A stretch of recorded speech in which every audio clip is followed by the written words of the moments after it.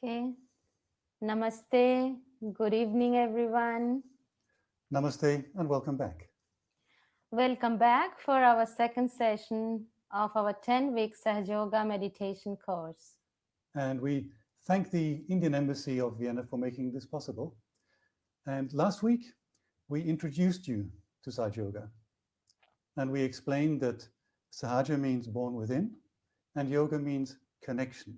So it's a connection that's born within us. It's a spontaneous happening, which is more of a state of meditation than an activity. And we did a practical exercise so that you could feel the calm and the peace of this meditative experience. And we hope that you've had the opportunity to try it at home and feel the effect of the Kundalini energy on your subtle system. Okay, this week we will learn more about the Kundalini, which is the energy that spontaneously grants our self-realization and awaken our chakras. Yeah, so we take a look at the questions like what is the pure desire within us, how various religions relate to this energy, and what is the real experience of Kundalini. How do we feel when Kundalini energy enlightens our subtle system? Last week, we promised that we'll be introducing you to some of our friends who are long-standing practitioners of Sahaja Yoga. Today, we're lucky to have Udo with us. He's a very experienced Sahaja Yogi, and he worked 25 years as a bank manager. Before and after that, he worked as a constitutional lawyer. And he will be leading us through this topic of Kundalini energy. Okay. Namaste, Udo. Nice Namaste. that you are here. So I'd like to ask you a question that how did you come to Sahaja Yoga? I came to Sahaja Yoga around 36 years ago when I was in Nepal with friends for some smaller trekking tours. And after that, after a week or two with dry noodles and dal, I had to go visit the old Vienna Inn in Kathmandu, where I met a lady from Vienna who was doing Sahaja Yoga herself already for some years. And she introduced me to Sahaja Yoga and to the experience of Kundalini and granted me self-realization in her home in Kathmandu. Oh, nice story. Okay. Yeah, 36 years is a long time. You have a lot of experience. Based on that experience, what do you feel is the most important point or something to think about when we do practice yoga and meditation? I think one of the most important things in Sahaja Yoga is how we use our attention. Sahaja Yoga, in a way, is a yoga of attention. And through that, it becomes very important, or it is a great help if you really practice a short meditation every day and be it only 5 or 10 minutes.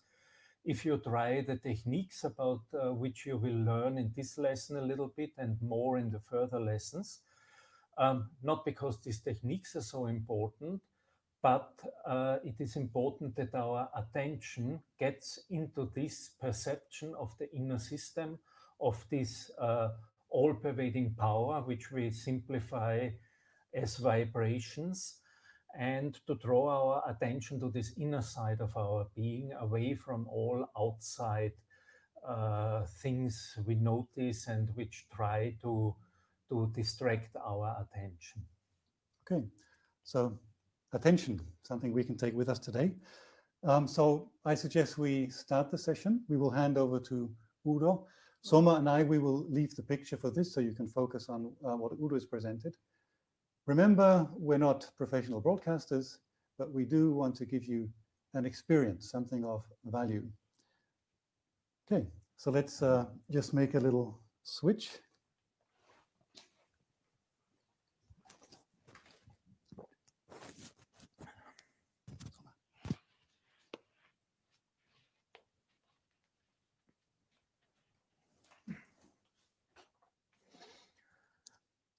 What is the Kundalini?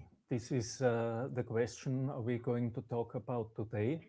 First, let's wrap up in 1 minute what we learned in the last session from Soma and Hans about our inner subtle system.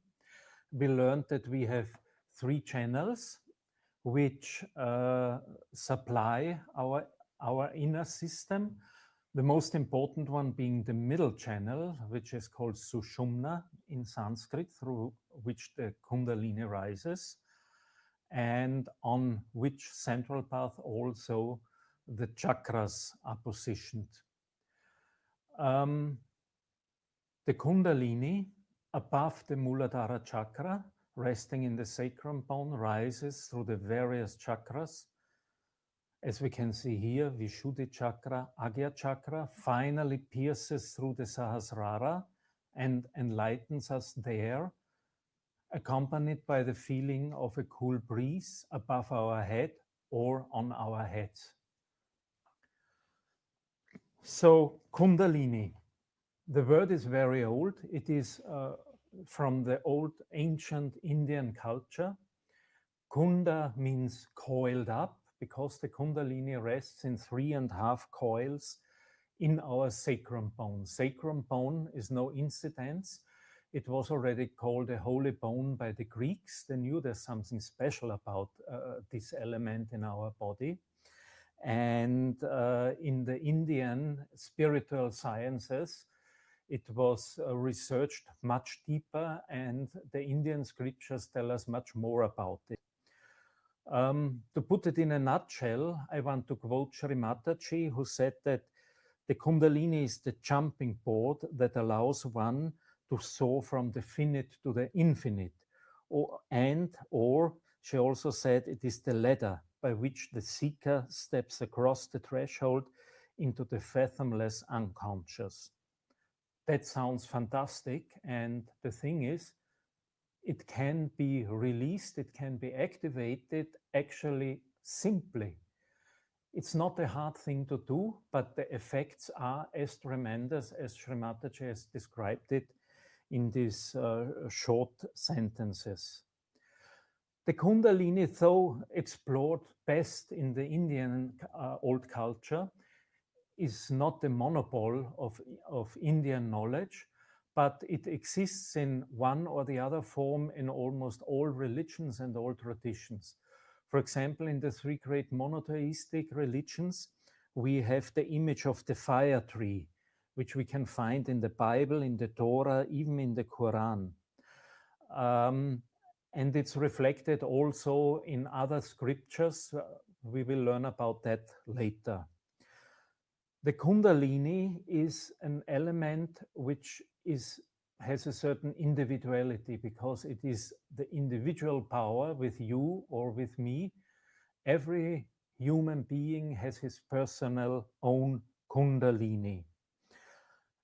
But still, it also exists as a universal matrix.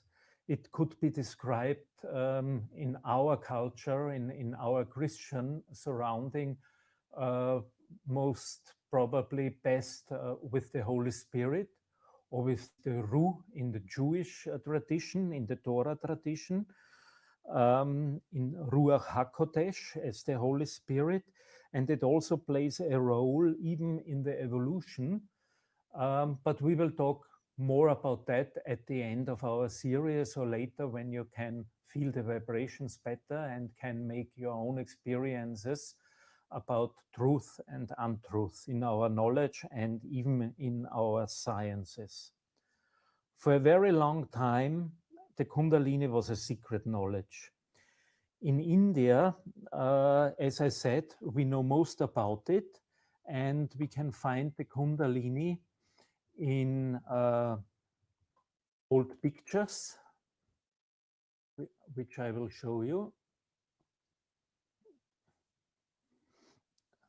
For example, here as a coiled snake 3.5 times,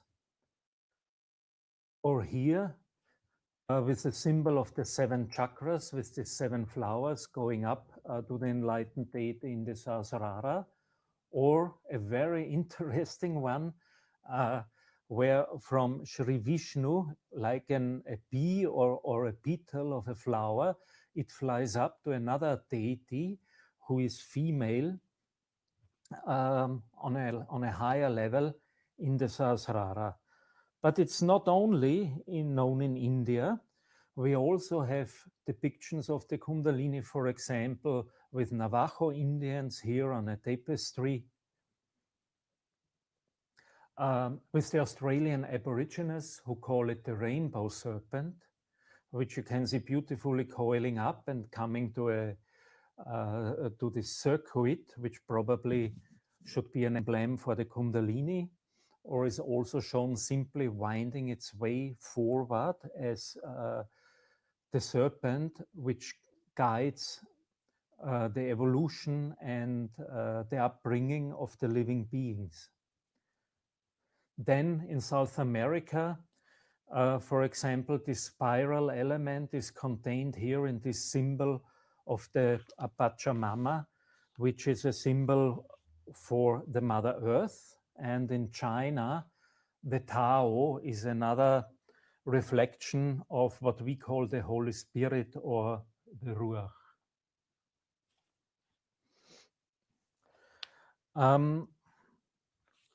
Why are there so many concepts of Kundalini in the West, in books, in lectures, on YouTube, which make the Kundalini seem to be a dangerous thing about which one doesn't know much, which could be harmful even to health or our spiritual development?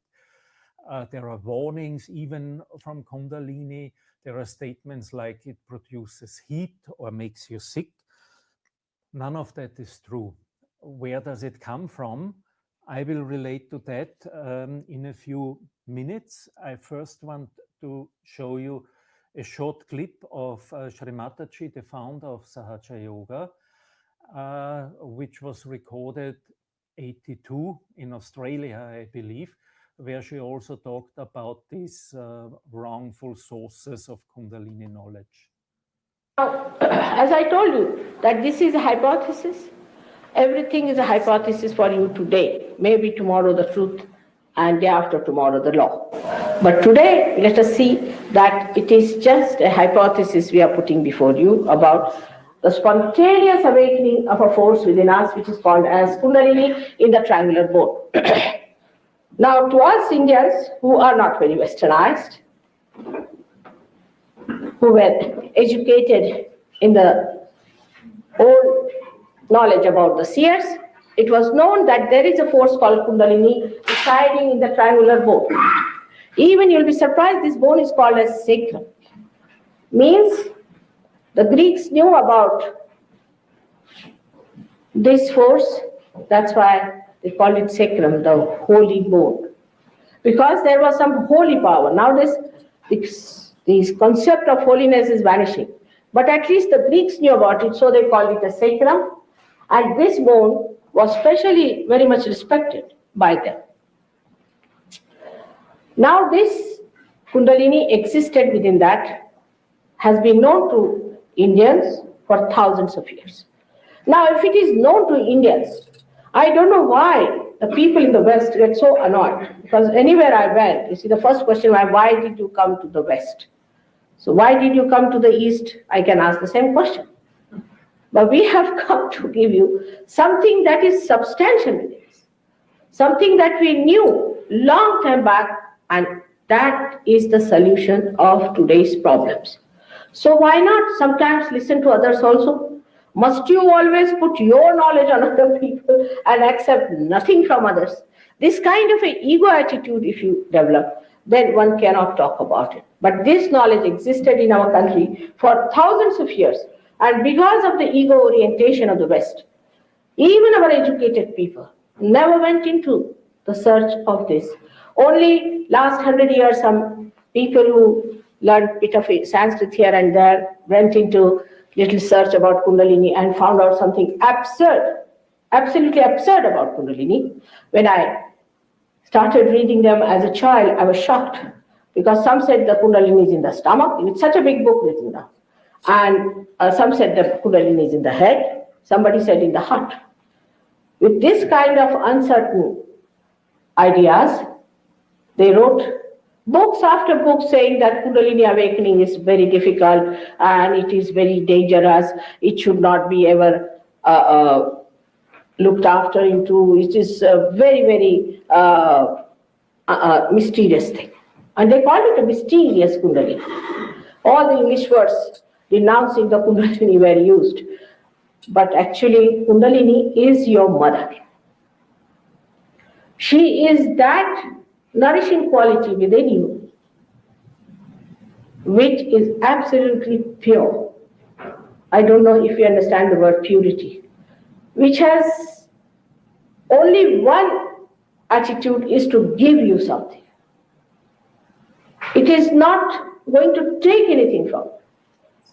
It's the compassion of the purest form. We cannot understand such things. It is too much beyond our minds to understand that there could be a compassion which is absolutely the purest form, which acts for compassion itself.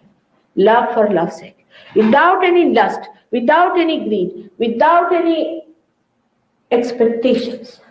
That's your mother sitting down there, is the Kundalini. And I wonder if any mother gave you trouble when you were born, except that she herself must have gone through horrible troubles. If she is the mother, and if she's the one who has to rise, then how can she give you trouble? I can't understand. So these half-baked people, I should say naive, who had no knowledge about Kundalini, came out with big, big books, especially the Germans, I must say, wrote many books about Kundalini. And after knowing about Sahaja Yoga, if you read them, you'll think that this is child's play. They are just playing with Kundalini without understanding anything about it. Of course, this force is placed within you because you are a human being, in the sense that the manifestation of this force can only take place in the human being.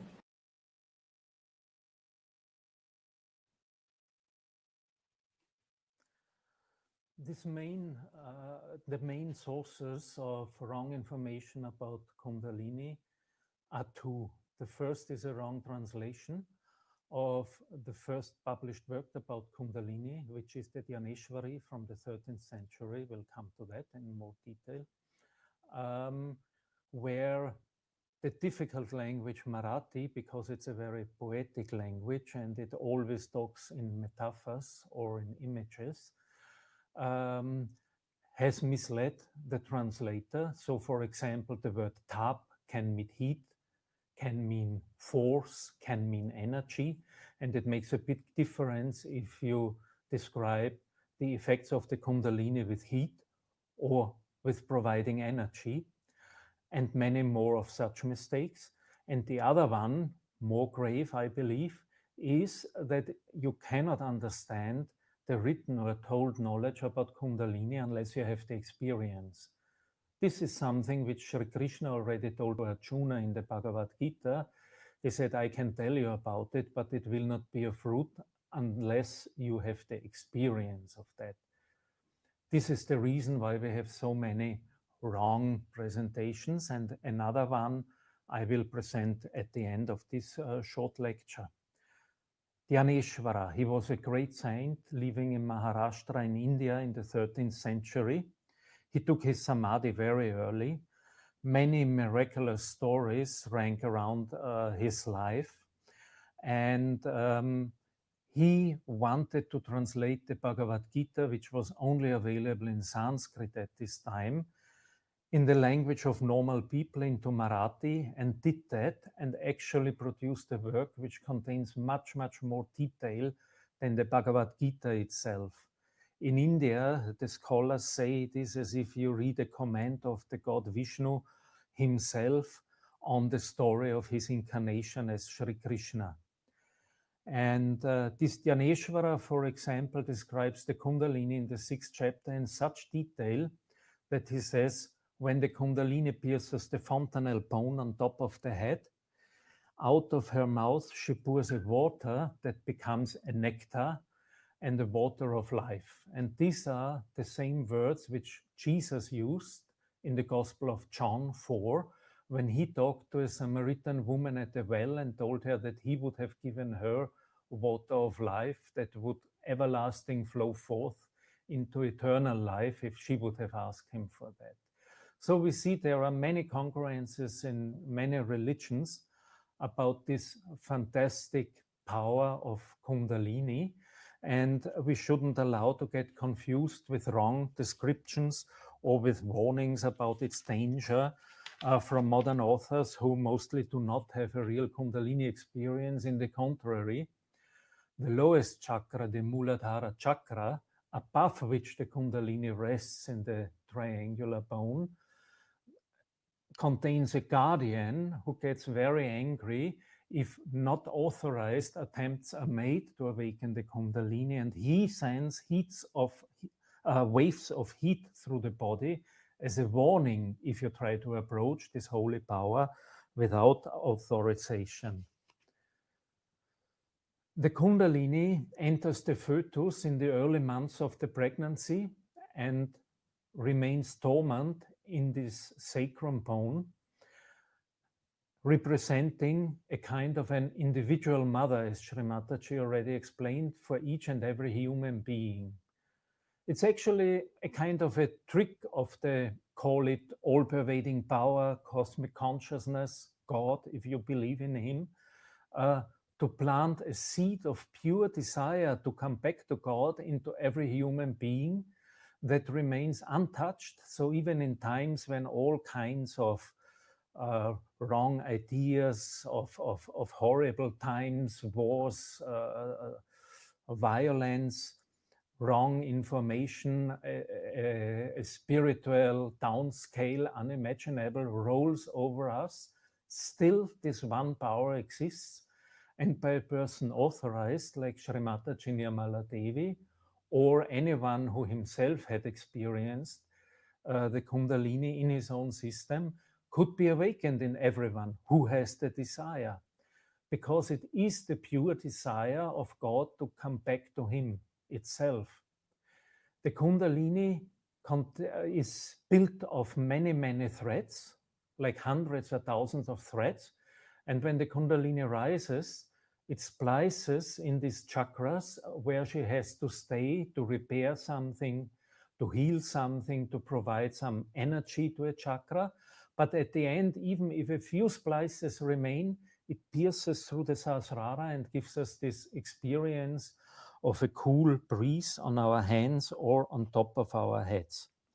On the way up, as said, it revives all the chakras. It makes them active. It enables us later with some meditation practice and exercise to feel in what conditions our chakras are, and thus allows us to apply certain techniques to strengthen the chakras where necessary. One of the most important chakras to pierce through on its way up to the Sahasrara chakra is the Agya chakra on the level of the forehead, where the two sides, to the left side and the right side, which accompany the central channel, cross over and build the ego and the superego. In this Agya chakra, also contained is our mind, our thinking, and meditation can only start when the thinking has stopped. The old Indian rishis and gurus went very, very deep in their meditations to explore everything about the chakras and the Kundalini. And they found out, for example, how the thoughts come in waves. A thought goes, the next comes, and how in between there's a phase which they called in Sanskrit vilamba, where there is no thought. Like in music, the space between the notes when there is no tone, between the thoughts there is a space when there is no thought. And what the Kundalini power does is it expands this vilamba, first for a few seconds, later for minutes. If you have some practice, you can even keep it for an hour.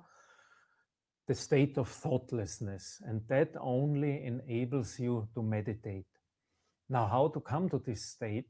It's very difficult for us in the West because we think a lot, we always plan. We have fears if we can do what we have to do in the next days. We have pressure from our workplace or from the family. We're always planning, thinking, worrying.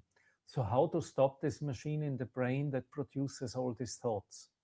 Once the Kundalini is awakened, you can apply a very simple method, and that is the one of forgiving. You just forgive everyone and yourself. You do that by putting your right hand across your forehead and press a little bit on the left side and on the right side.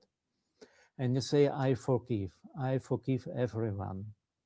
It's like repeating these lines from the Lord's Prayer, which say, and forgive us our trespasses as we forgive everyone who trespasses against us. This removes the thoughts and stops them, at least for a while, because forgiving is the only instrument we have to stop reaction, and thoughts are nothing than reflections and reactions. And to stop these reactions, we must forgive. We will try that also in the meditation exercise we do now. After the meditation exercise, I will introduce a very simple first technique of Sahaja Yoga to you, also the Futsok.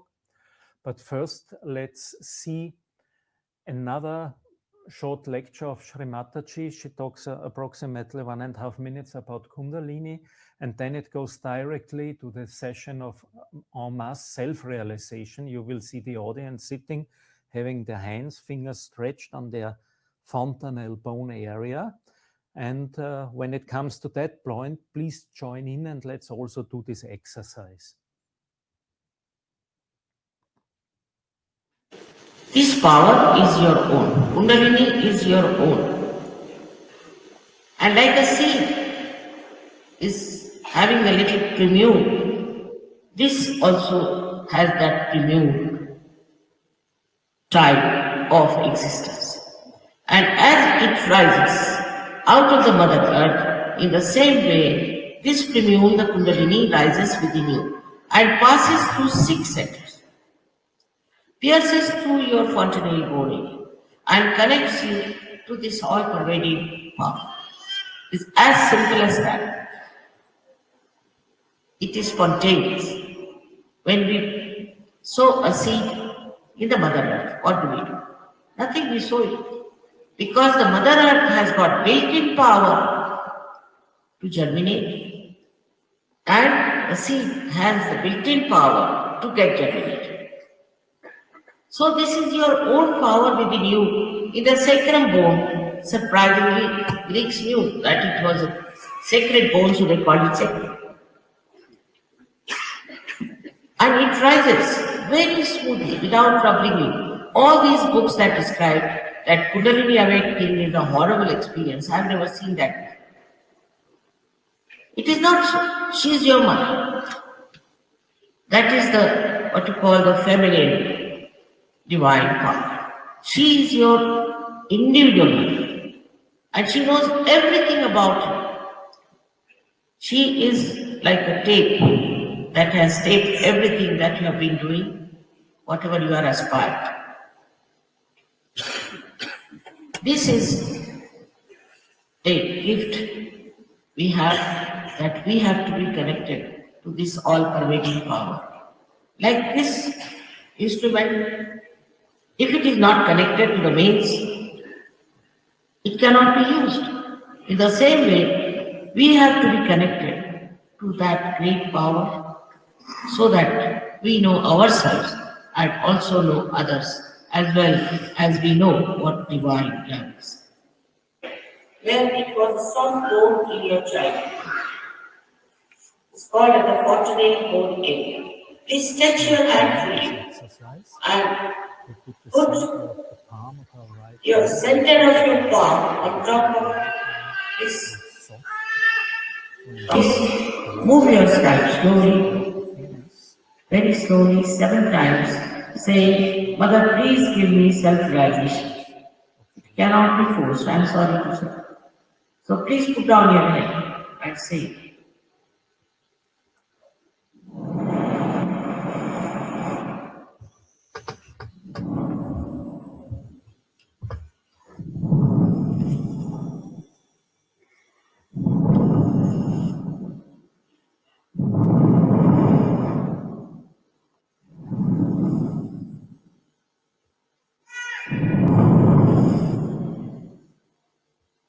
Now, please open your eyes very slowly. Put on your glasses. Put both the hands towards me.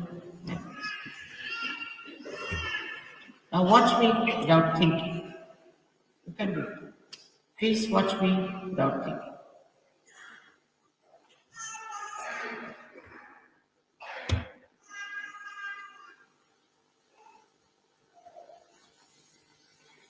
Now put the right hand towards me like this. Put down your head and see for yourself only. You have to verify yourself. See for yourself if there's a cool breeze like or hot breeze also can come. Is coming out of your fontanelle bone area. Bend your head. It's easier to see.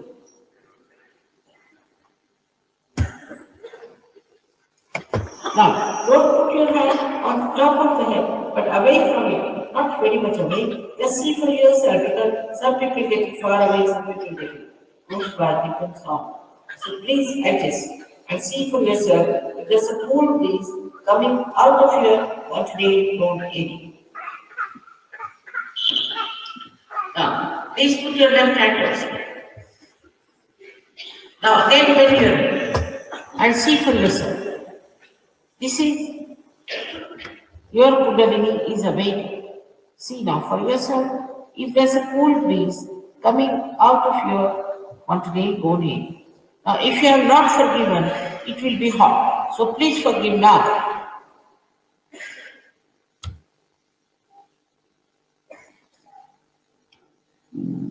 Doesn't matter, it will cool down after some time.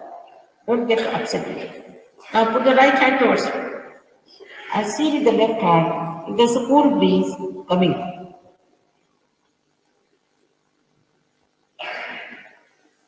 Or a hot breeze like that.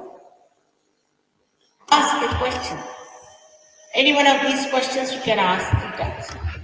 Mother, is this the cool breeze of the Holy Ghost? 3 times in your heart. Or, Mother, is this the root?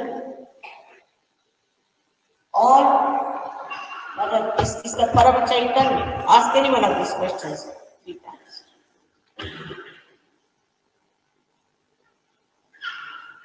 Now please put down your hands. Put your hands like this. You will feel on your fingertips.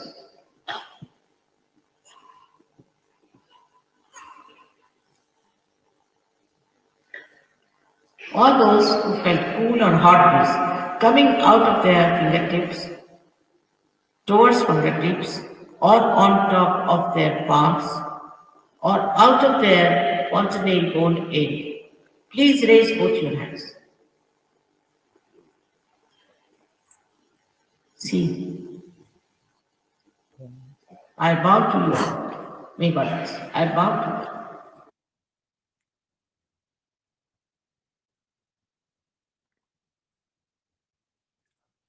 We try to stay in this mood which we felt doing this exercise. If you felt warm or cool above your head, that's very good. If you feel calm inside, you may also close your eyes. If you feel that you're still bombarded by thoughts, put your right hand across your forehead and say, I forgive everyone and myself. I forgive everyone and myself. I forgive. And try again to rub your Sahasrara a little bit in this case and feel cool or warm coming up. Let's try to feel this warm or cool breeze also on our fingertips or on the palms of our hand.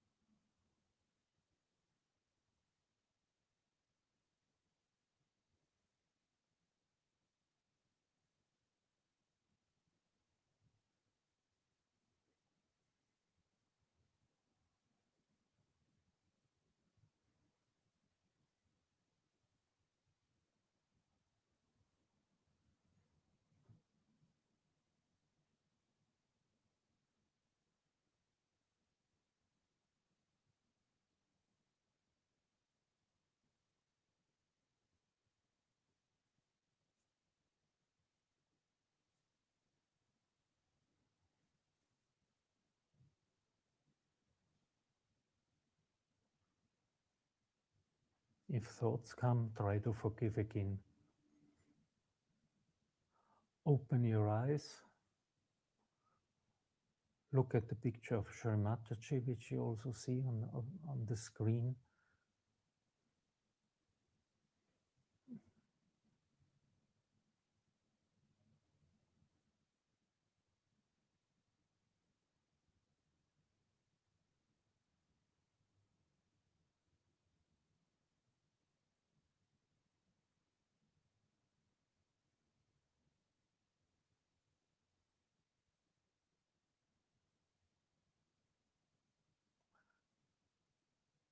You can also try to take your right hand and make it hollow, as if you would try to take some water in the hand and put it in front of the level where the sacrum bone is, and rise it slowly and try to feel how the cool or the warm rises in your body and pour it over your head. You can do that 3 times.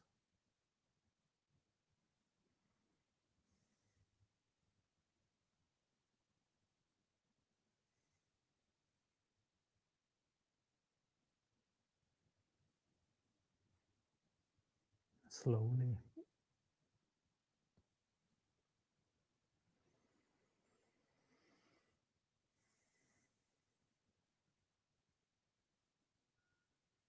And just enjoy this state of calmness, of silence in the head, and feel the breeze on your hands and above your head. You can try with your hand, with your right hand, if you feel something above your head.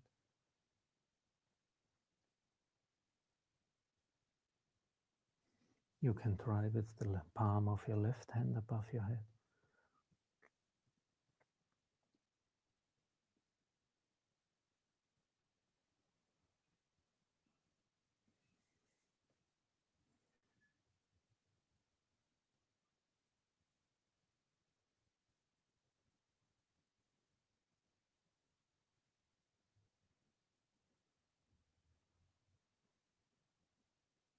Things that carry vibrations help us to find the state of meditation. This is why we have a picture of Shri Mataji, because if you hold your hands towards it, you will feel the cool vibrations.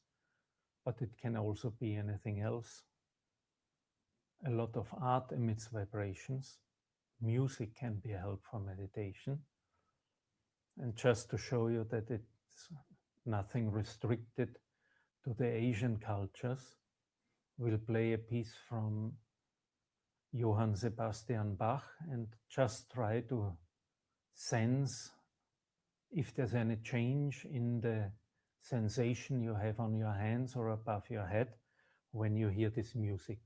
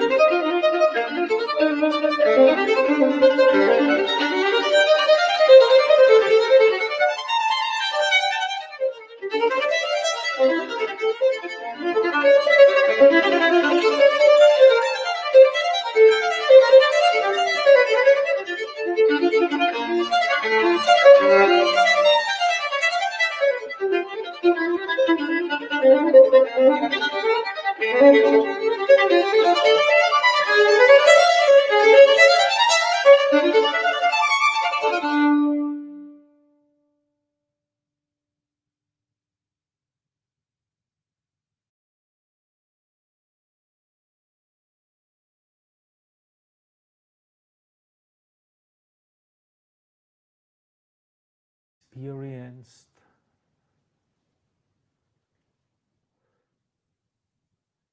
you may have experienced an increase in this cool breeze on your hands or on top of your head during this partita of Bach. Let's just remain in the silence which such pieces of art produce for 1 minute more.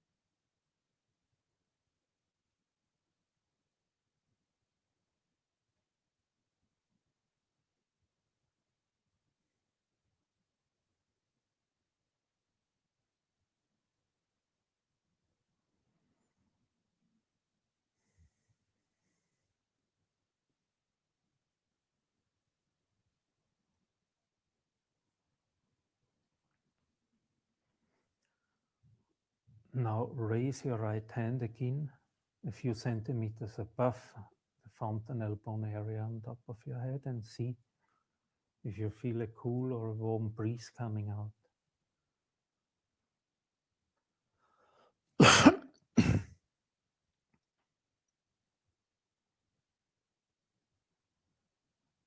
Now put your right hand back on your lap And stretch the left hand and hold it above your head and see if you can feel something.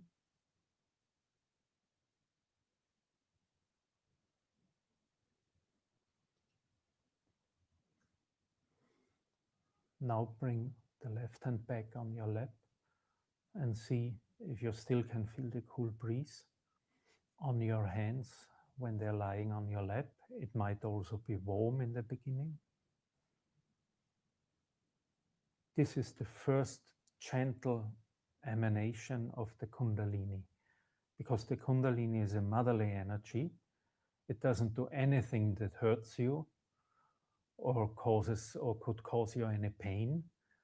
This is why it's very gentle and why many people in the West at the beginning feel very little sensation on their hands, because the Kundalini splits up on all levels into the chakras to heal or renovate certain things. And it takes some time, some practice, but not more than a few weeks usually, until the Kundalini strengthens and comes out as a clearly cool breeze on the top of your head.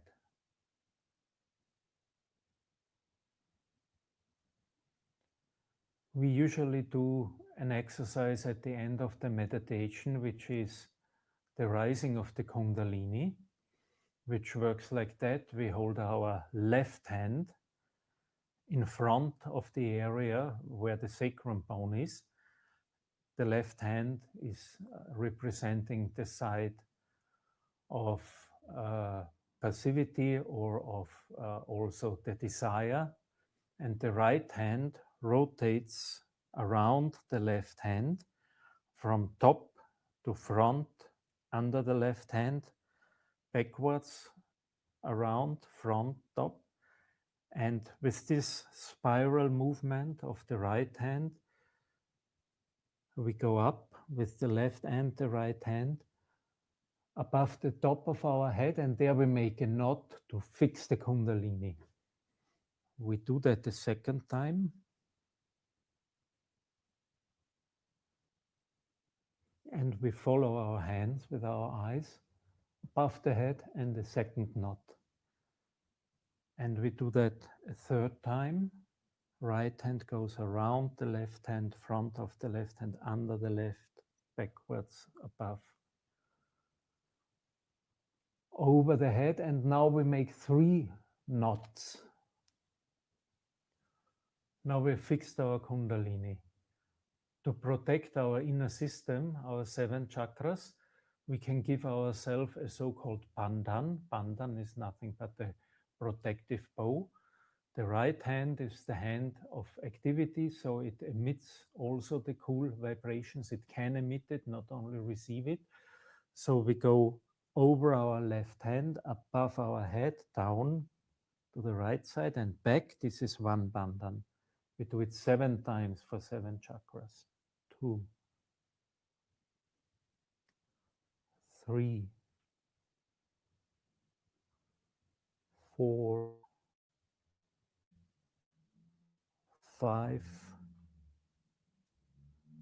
7. You may also feel that vibrations increase when you do that or when you did that. So if you meditate 5 minutes every day, it will help your Kundalini energy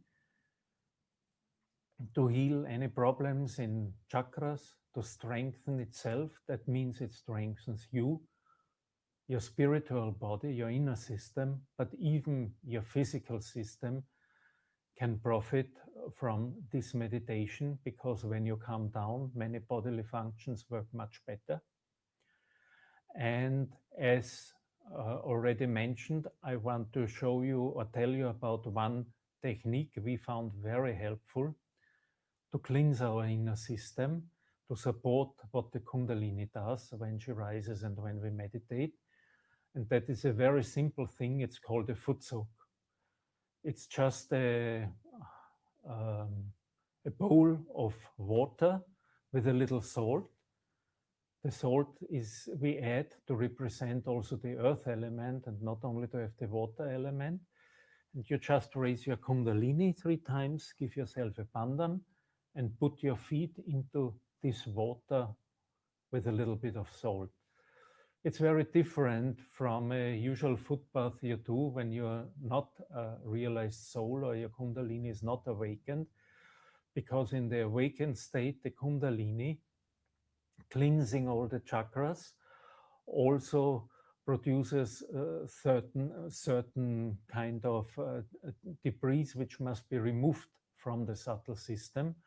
And that works much easier if there's a medium like water and the earth element as salt represented there to suck up all these things and to release our body and our inner system from these problems or affections. So when you've done your foot soak, throw this water into the toilet, flush it and wash your feet, and try to feel if there's a difference in your state before and after the foot soak. You will soon make the experience that it helps a lot and can cleanse your inner system so that the Kundalini can rise easier and also allow you deeper and thought-free meditations. That was it from my side for today. Thank you very much. And Soma and Hans will give you a preview for the next lesson.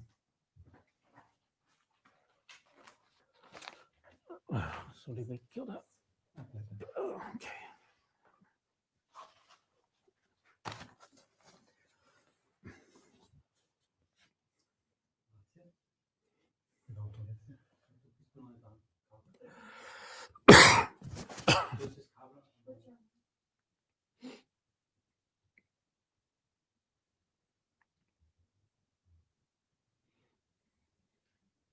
Right. So we're back on sound. Thank you so much, Udo. It was really nice. And it showed again and again that it's, in the end, more about the practical experience. You can really have this meditative experience. The knowledge is nice to have.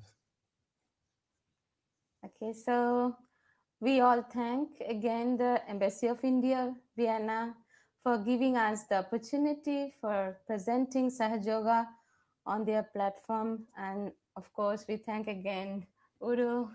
It was a nice session. Hope you all felt something on your head or something on your fingertips, maybe calmness inside. And I want to just tell you what will be our next topic for next week. It will be about 3 channels, the 3 nadis, the 3 energy channels, and it's the balance between the desire and action. So we will present you that next week, and bye for now, and see you next week again then. Namaste. Okay. Thank you so much. Namaste, everybody.